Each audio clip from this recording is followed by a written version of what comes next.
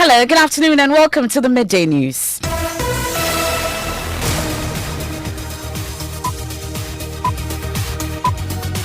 We're live on Joy 99.7 FM here in Accra. In Kumasi, it's on Love 99.5 FM and affiliates across the 16 regions of Ghana, including Dreams FM in Bolgatanga, Kekeli Radio in Ho, and Radio Max in Takrade. You can also download the My Joy Online app from Play Store and App Store to listen live around the world. In this edition, Privileges Committee of Parliament begins formal probe into comments made by Asin Central MP Kennedy Ejapong calling for the beating of Love FM's Erastus Asaridonko.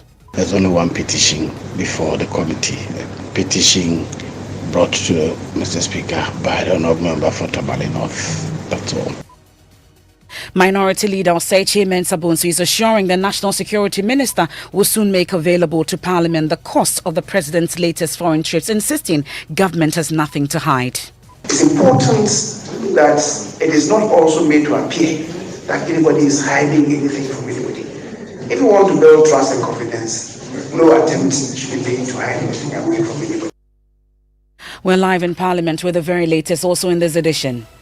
Say, the services are Yedima East Legon. Let us give the same services to Agbogoloshia.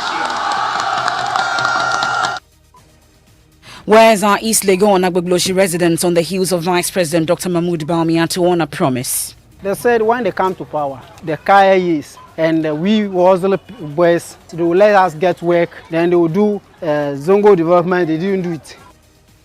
Also in this package, we hear first-hand account of how 34-year-old gym instructor was murdered at Chantra Hills from his girlfriend who was with him before the incident.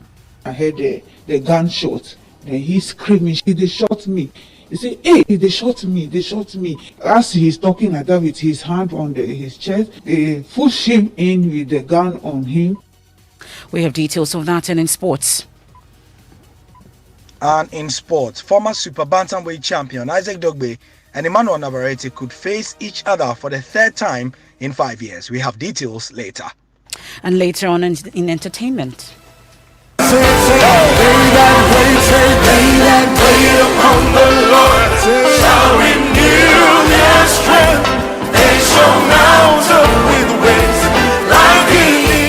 And we hear all about the new music from Joe Metal and also about this 13-track album, The Experience, which has been enjoying massive attention since its release over the weekend. That and more here on the Midday News with me, Emefa Apau.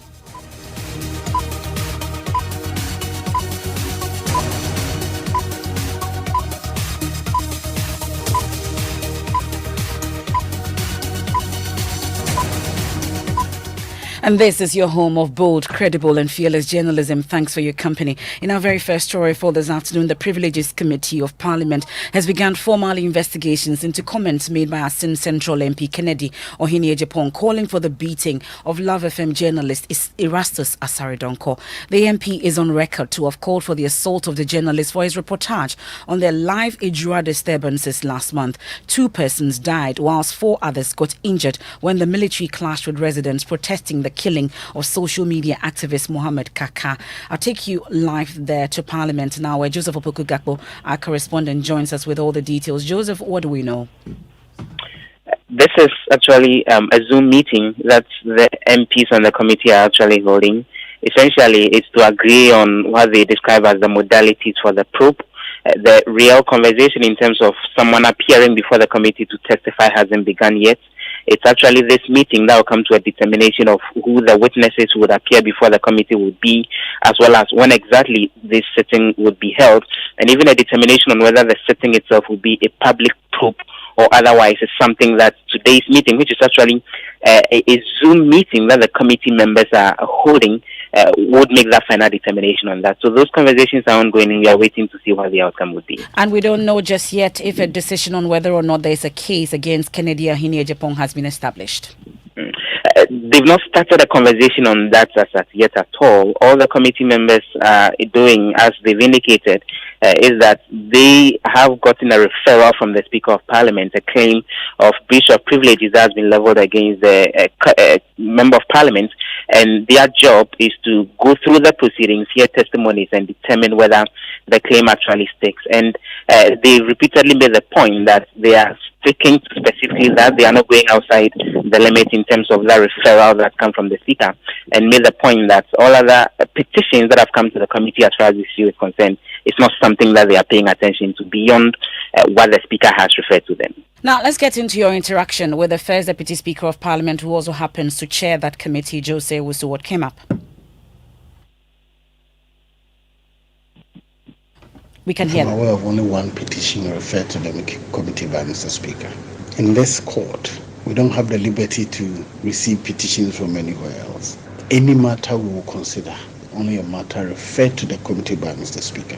So, if anybody has any issue, I think that they should take the formal process of submitting his petition to Mr. Speaker. If the Speaker considers it worthy of being investigated, we refer it to the committee.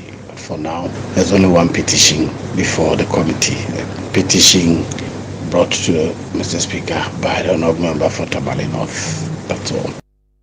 That's the first Deputy Speaker of Parliament, Jose Wusu, who also chairs the Privileges Committee of Parliament. Now, Majority Leader Osei Mensah-Bonsu is assuring the National Security Minister will soon make available to Parliament the cost of the President's latest foreign trips, insisting government has nothing to hide. The Finance Minister, in response to a question by North Tongue MP Samuel Okudzeto-Ablakwa, said he does not have the figure, saying the National Security Minister is better placed to respond to those. Mr. Ablakwa has claimed the President hired a luxurious private jet to travel to Belgium, France and South Africa, which cost the taxpayer about 3 million cedis instead of using the presidential jet. Minority Leader Haruna Idrisu told an event by the Ministry for Parliamentary Affairs and Consensus Building that government has no business not disclosing the figures.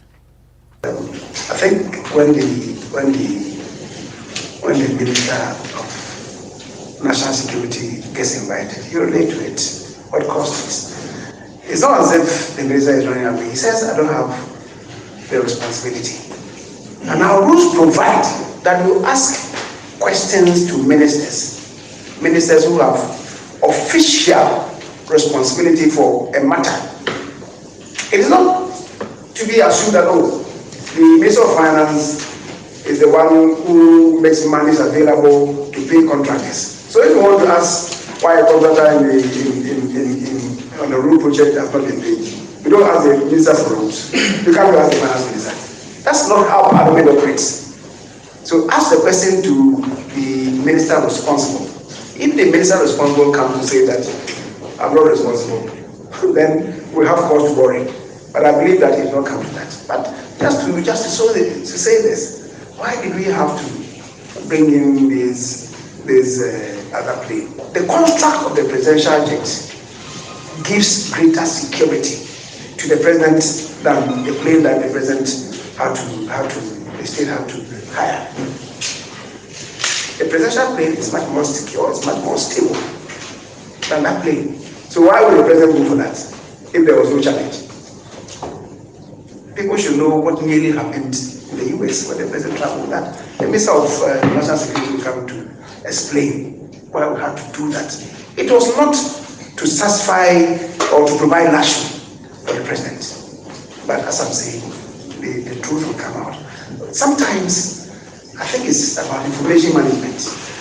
And when there's a communication gap, people fill in with all manner of ideas. But I think it's important that it is not also made to appear that anybody is hiding anything from anybody. If you want to build trust and confidence, no attempt should be made to hide anything away from anybody. That would free space and also kill suspicions. That's the Minister for Parliamentary Affairs, rather a Majority Leader, Osei Mensah-Bonsu. We can now hear from Minority Leader Haruna Idrisu, who says government owes us a duty to disclose the figures. The Minister of Finance is struggling to come and answer a question to Parliament on how much the President has spent on presidential travel. In a democracy, that should not be difficult. But understandably, I can see him struggling, hiding behind national security, hiding behind laws, to say that a Minister of Finance does not know how much he spent on presidential travel, and that go to the budget of Flagstaff House or government machinery. That is wrong. Those are limitations on the exercise of parliamentary oversight. So what is it? What is secret about a presidential travel? If the president has traveled, he has traveled. If he spent money, he spent money. If we demand it in the interest of public accountability, let it be given. Then why did you pass a Right to Information Act? That is an affront to that legislation. If Parliament itself cannot elucidate that particular information. That's the Minority Leader Haruna Idrisu. Now, government has been criticised for its lack of transparency in handling the country's COVID-19 related expenditure. Already, the minority in Parliament is demanding a full-blown forensic audit of the expenditure incurred on the pandemic since its outbreak. Even before that happens, a fresh study conducted by civil society group Send Ghana and the International Budgetary Partnership on Ghana has reviewed some inconsistencies in the reporting on COVID expenses. Here's Project Officer at Send Ghana, Sandra Kwabia Sakwa, presenting the findings of the report at an ongoing COVID-19 accountability workshop here in Accra. So to move into some issues around budget credibility, that is basically how much announced COVID response did government implement as planned. So if government have, given some promises and you want to look at how much of the promises have been, implemented and or executed. The aggregated nature of published fiscal data also makes it a bit, difficult or impossible to see what actual government spending is related to COVID-19. And most of the information that we have is basically, giving a lump sum of the expenditures, and it's difficult for you to, disaggregate and then know how much is going to COVID-19 fiscal policies.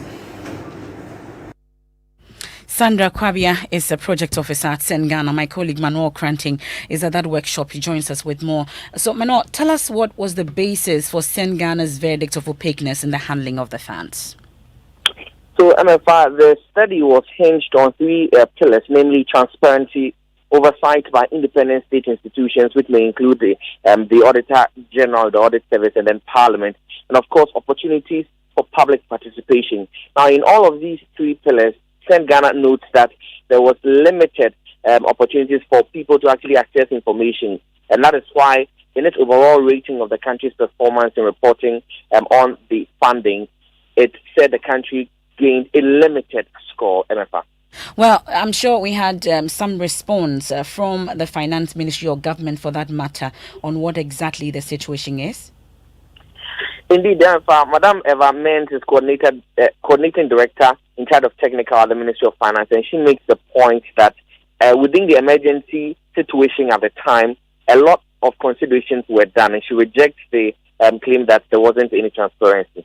So any study that suggests that we did not engage or we did not follow any international rules, no, we did. We did follow all the rules, and we did follow all the regulations, and we did follow all the practices.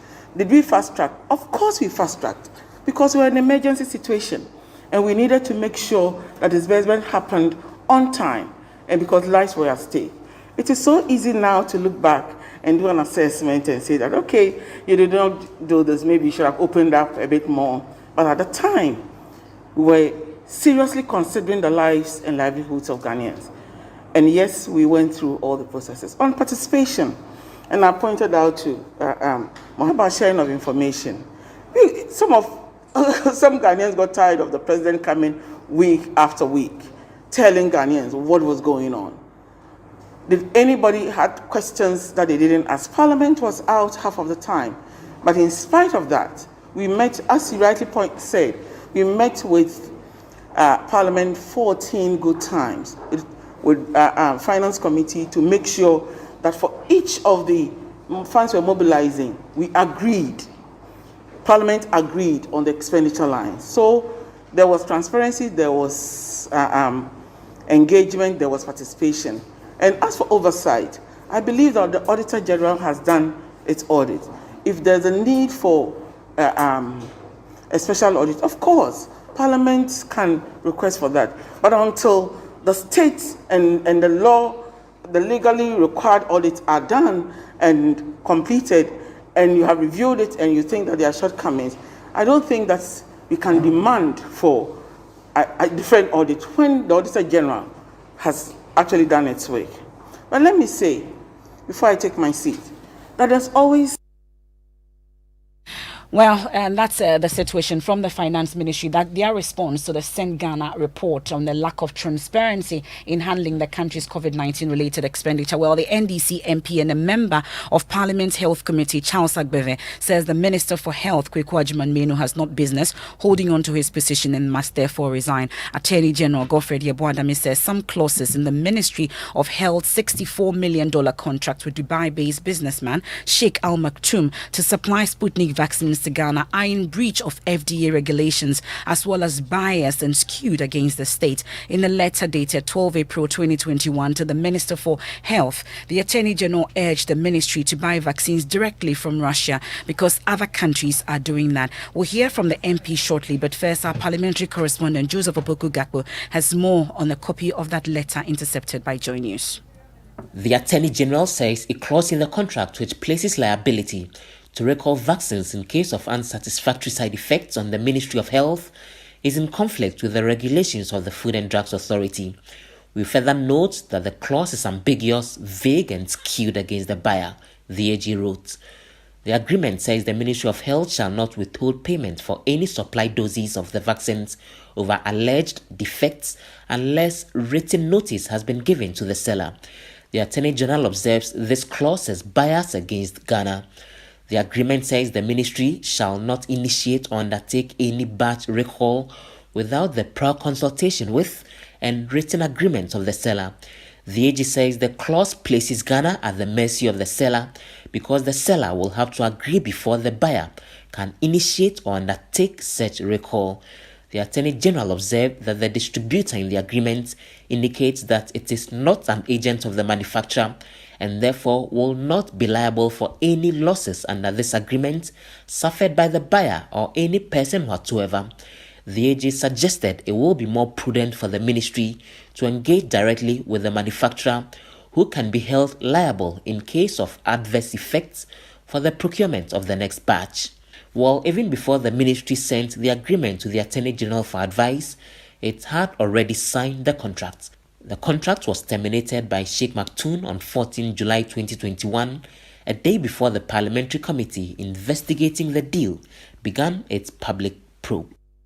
And that 9-member parliamentary committee probing the contract is expected to submit its report later this week. Member of Parliament Health Committee Charles Agbeve says with the revelations that have emerged so far, the health minister has no business holding on to his position. The probe is fantastic. It's bringing out the real issues. He's also being honest about the facts. I expect the minister to jump. He shouldn't be pushed. You think the health minister should resign? That is it. You don't say this in certain countries and go scot-free. Agoti Maziope constituency MP there, Charles Agbeve, interacting with parliamentary correspondent Joseph Opoku-Gakpo. Now, the Ghana Employers Association is asking business owners to direct their workers to work from home once they have any symptom of the COVID-19 virus. In a statement, the association is also cautioning against physical meetings and events which says could threaten the lives of workers. Kwesipaka Wilson has a copy of that statement. He joins me in studio with it. What more does it say? All right, so the first one is that they're asking them to provide adequate facilities, that is soap, hand sanitizer, signage and reminders, and also encourage workers, contractors and customers to practice work hygiene. Again, create the enabling environment for physical distancing at the workplaces through demarcated intervals of at least 1 meter interval, and reduce physical meetings and events because there is a risk that people attending the meeting might expose others to COVID-19 virus. They also say that they should consider the introduction of appropriate shift systems for employees and allow those who can work from home to do so without compromising standards, productivity, where the nature of the business operation permits. And finally, they're asking the business owners to ensure that there is a change of workplace culture, i.e., we should stop handshaking, workers taking lunch at own desk or outside rather than in the cafeteria or break rooms. limit sharing of food in the workplace. So these are some of the things that they are saying. I'm sure you can relate to that. Yes, I totally can relate. Thank you very much, Kwesi Parker-Wilson. Let's bring in the Chief Executive of the Ghana Employers Association, Mr. Alex Frimpong. We're grateful for your time this afternoon, sir. So as employers, what's your own information you are gathering about workplace outbreak of the virus?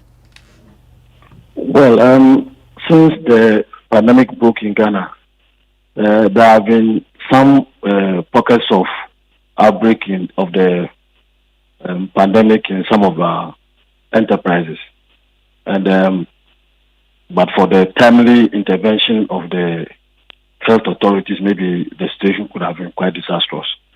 So we have been working with the Ghana Health Service, the Minister of Health, and all partners to make sure that we rid the workplace of the effects of the pandemic. Well, but so far, at least, with the onset of the third wave that is officially here with us, are there measures to ensure the full compliance of these guidelines? We know that the president also advised that that should happen. Well, we have repeatedly informed our members on the need for them not to relent on their effort to comply with the protocols which have been with us since 2020. And every week we send them information on the status of the pandemic, how it is impacting on lives and livelihoods, both in Ghana and abroad. We share that information with them so that they would, at any point in time, understand that there's a need for them to always comply with the protocols, especially because if that is not done, it will really undermine their capacity to ensure the survival and progress of their businesses, and also negatively affect the health of the workers.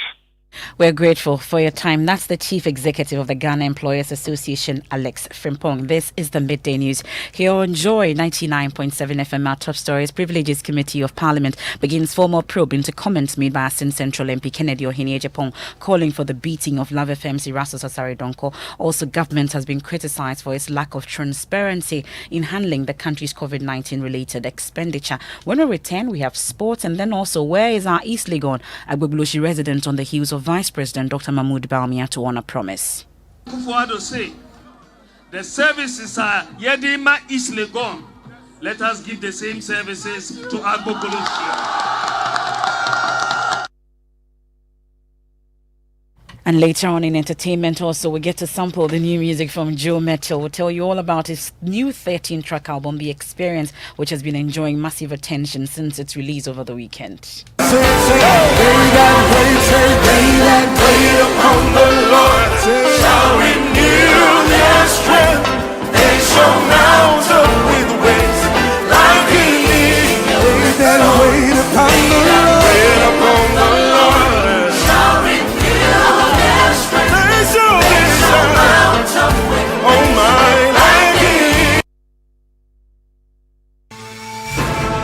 This bulletin is live in the Volta region on Jubilee Radio Keta, Volta Premier and Kekali Radio in Ho, Lolonyo FM in Hohoi, Pando FM in Pando, Fafa Radio in Joje, Radio Hogba in Angloga, Klenam Radio Bato, Victory FM Aplao. In the Eastern region, we're on K Poly Radio in Kofrodia. In the Northern region, we're on Bishara Radio, Radio 123 and Radio Justice in Tamale. And in Savannah region, we're on Inkelege FM in Bole. In the Upper East region, we're live on A1 Radio and Dreams FM in Bogatanga and Radio Fumbese in Fumbese. In Upper West, we're live on Radio Sonmale in Wa, Radio Freed in Nandom, Radio Wa in Wa, and Bolu FM in Bolu. In the Bono East region, we're on Gaskia FM in Techiman. In Bono region, we're on Sky FM and Parrot FM in Sunyai. Central region, we're live on ATL FM in Cape Coast. And in the Western region, we're on Radio Max in Takrady.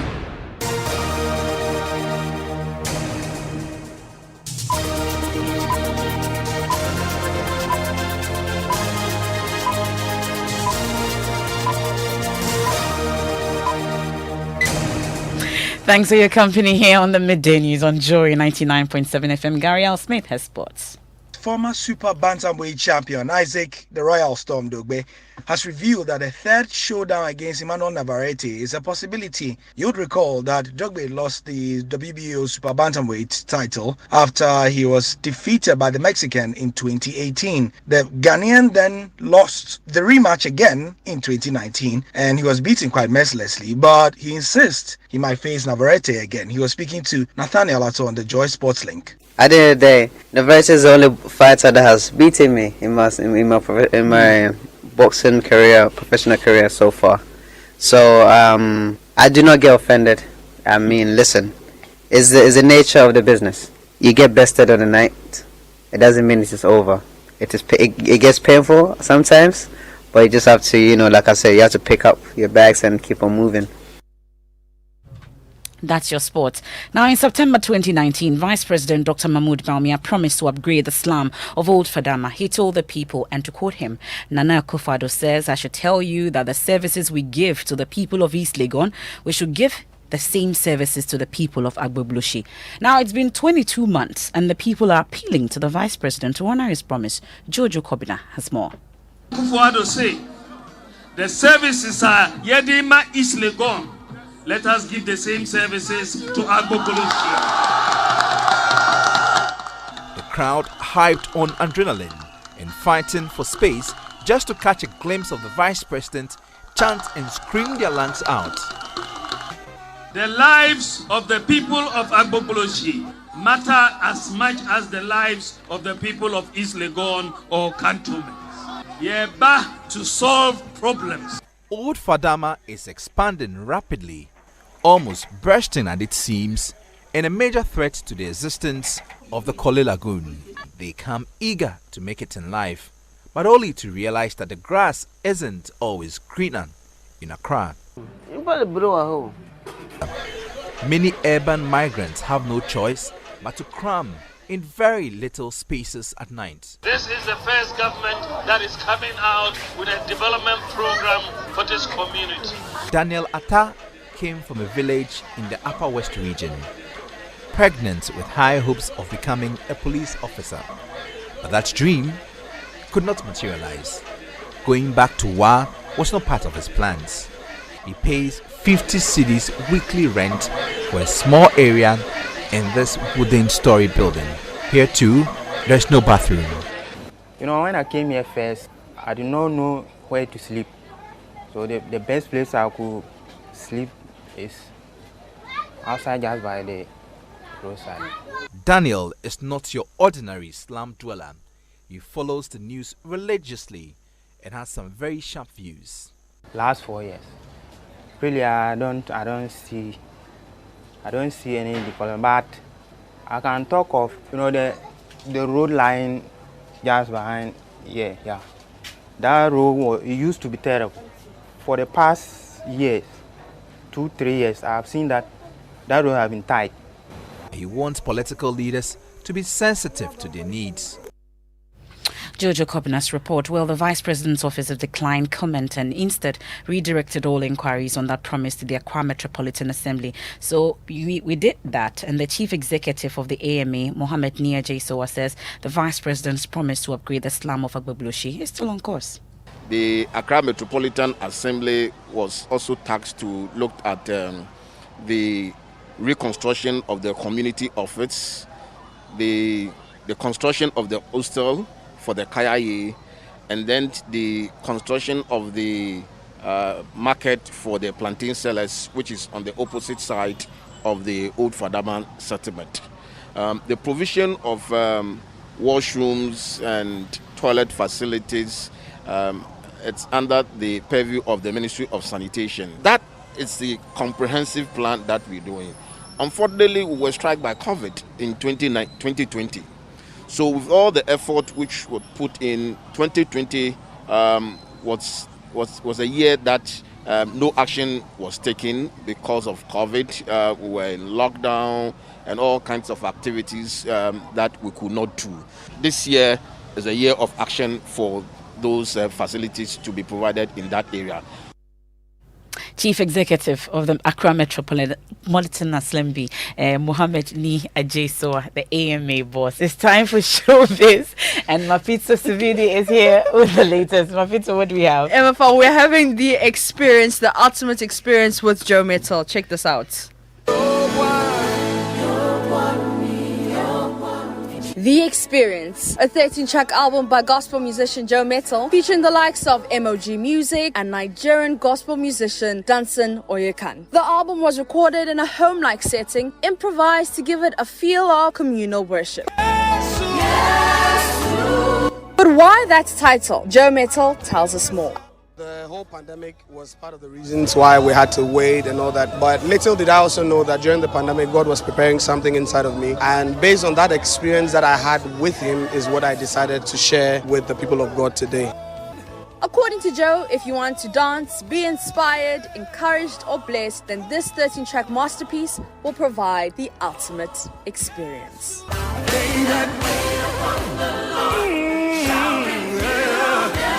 They shall.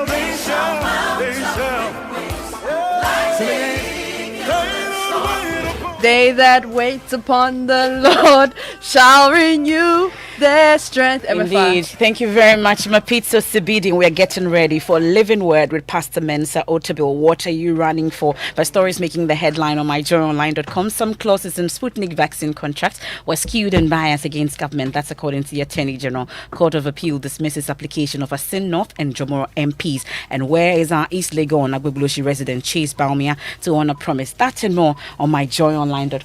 I am Emefa Apau. Many thanks for your company. On behalf of the entire team, we say thanks for your company.